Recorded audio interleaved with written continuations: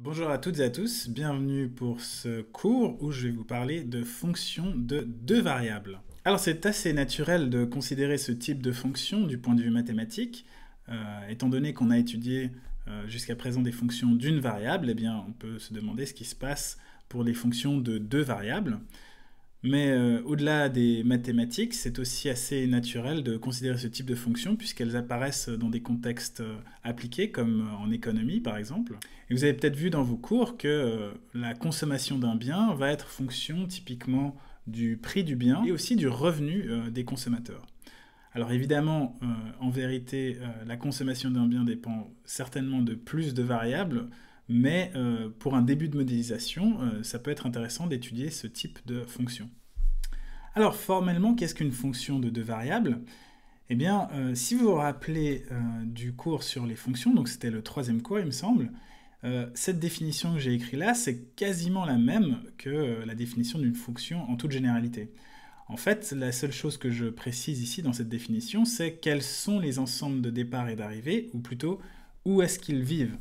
Alors, une fonction de deux variables à valeur réelle, c'est ce qu'on va considérer dans la suite, eh bien, c'est une fonction dont l'ensemble de départ A est un sous-ensemble de R2, donc c'est des coupes de nombres que je vais considérer dans mon ensemble de départ. Et l'ensemble d'arrivée, B, c'est un sous-ensemble de R, donc à l'arrivée, j'ai un seul nombre.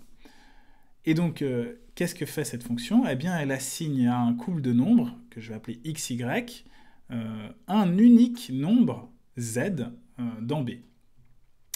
On retrouve aussi l'écriture formelle d'une fonction, où ici j'ai juste précisé que les éléments de départ sont des couples, et l'élément d'arrivée, eh bien, c'est un nombre, z. Alors, quelques exemples. Le premier exemple, peut-être le plus simple, c'est la fonction moyenne qui fait correspondre à un couple xy, eh bien, la moyenne de ce couple. Eh bien, simplement, z, on le calcule en additionnant x et y, et puis en divisant tout par 2.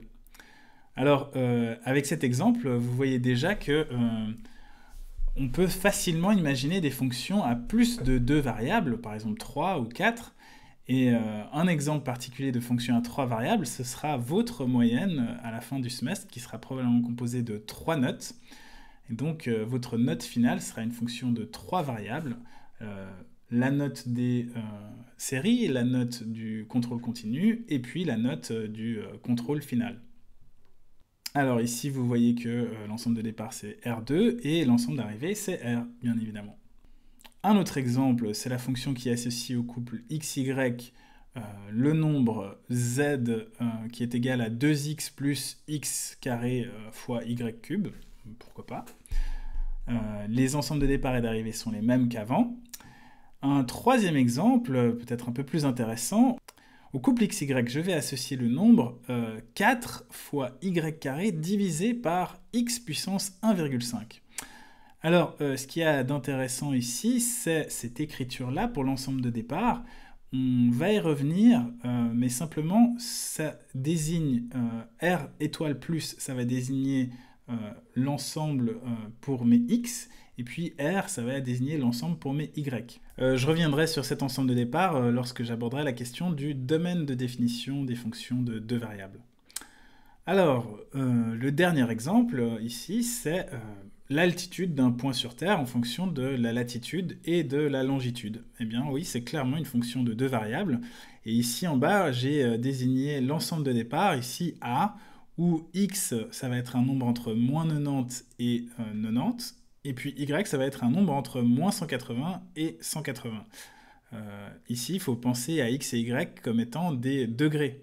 Pour l'ensemble d'arrivée, eh bien, vous voyez que z, c'est un nombre entre 0 et 8848. Je vous laisse deviner d'où sort cette valeur. Alors, comme pour les fonctions à une variable, toutes les relations ou équations ne correspondent pas forcément à des fonctions. Ici, vous avez trois exemples. Le premier exemple, c'est la relation ou l'équation x carré plus y carré égale à z carré. Eh bien, ça ne correspond pas à une fonction, tout simplement parce que pour chaque couple xy, eh bien, j'ai au moins deux valeurs z qui correspondent à ce couple. Alors, pour les deux exemples d'après, c'est la même chose qui se passe. Donc, je prends le premier, x égale à 3. Alors, ici, au fond, pourquoi ça ne correspond pas à une fonction z égale à f de x, y? Eh bien, c'est simplement parce que l'équation x égale à 3 ne prescrit aucune valeur pour z. Donc si par exemple je prends un couple 3 à 2, donc x égale à 3 et y égale à 2, eh bien avec la règle x égale à 3 qui est satisfaite pour ce couple, eh bien je peux autant associer le nombre z égale à 1 ou z égale à 0 ou peu importe. Il n'y a pas de prescription, donc au fond je contredis clairement la définition d'une fonction qui associe une unique valeur z pour chaque couple xy. Et c'est la même chose pour l'équation y égale à moins 4.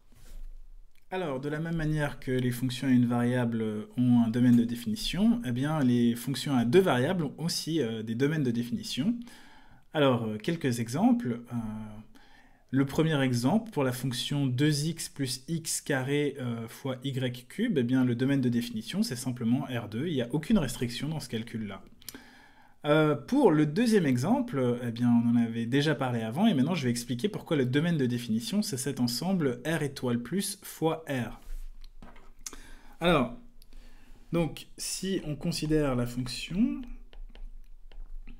f de xy, donc je l'ai écrit comme étant égal à 4 fois, 4 fois x puissance moins 1,5 fois y au carré. Alors, puissance négative, eh bien, ça veut dire qu'on divise, et puis puissance à virgule, ou fractionnaire, je peux transformer au fond mon 1,5 par 3,5. Donc ce que j'ai, c'est ceci. Et maintenant, si vous êtes à l'aise avec les puissances fractionnaires, vous savez que la puissance 3,5, eh bien, ce n'est rien d'autre que la racine carrée à la puissance 3. Alors là, on voit déjà maintenant clairement mieux quelles sont les restrictions qu'on va avoir. On va avoir aucune restriction sur y. Y peut être n'importe quelle valeur dans R. Par contre, pour x, première chose, comme il divise cette fraction, eh bien, ça ne peut pas être 0. Enfin, ce x puissance 3,5 ne peut pas être égal à 0. Et puis, comme x est à la racine, eh bien, x ne peut pas être négatif. Donc, au final, je vais le mettre en vert. Au final, ça implique que x doit être strictement plus grand que 0. Autrement dit, x doit appartenir à R étoile plus. Et donc, le domaine de définition de cette fonction, ça va être l'ensemble des couples xy dans R2, tel que x appartient à R étoile plus, et y, eh bien, c'est n'importe quel nombre réel. Alors, ça, on l'écrit de façon plus compacte, de la façon suivante. C'est simplement R étoile plus pour la première coordonnée en x, fois R pour la coordonnée en Y. Et donc voilà le domaine de définition de cette fonction. Alors on peut faire le deuxième exemple où la fonction c'est x plus y au numérateur et on divise ça par une racine carrée de x carré plus y carré moins 4.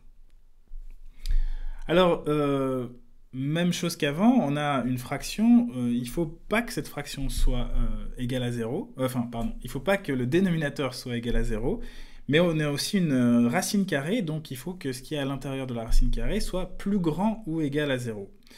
Alors, je vais reprendre mon petit stylo vert. Donc le problème vient du dénominateur. D'une part, je veux qu'il soit pas nul, mais en plus, je veux que ce qui est à l'intérieur de la racine carrée soit strictement plus grand que 0. Et bien ça, au fond, ça implique que ce que je cherche...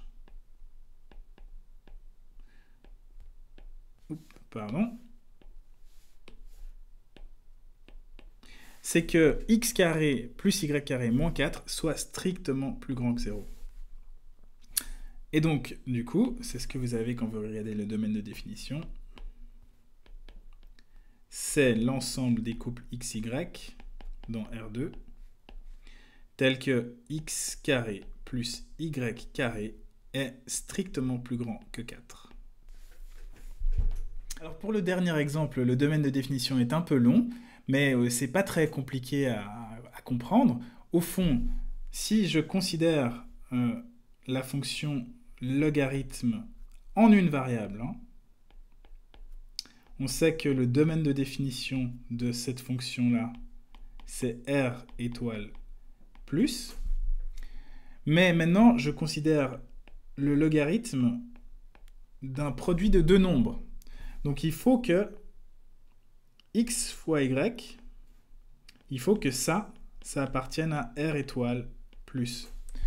Et bien ça, c'est possible dans deux cas. Soit x et y sont les deux positifs, strictement plus grand que 0, soit les deux sont strictement négatifs, strictement plus petit que 0.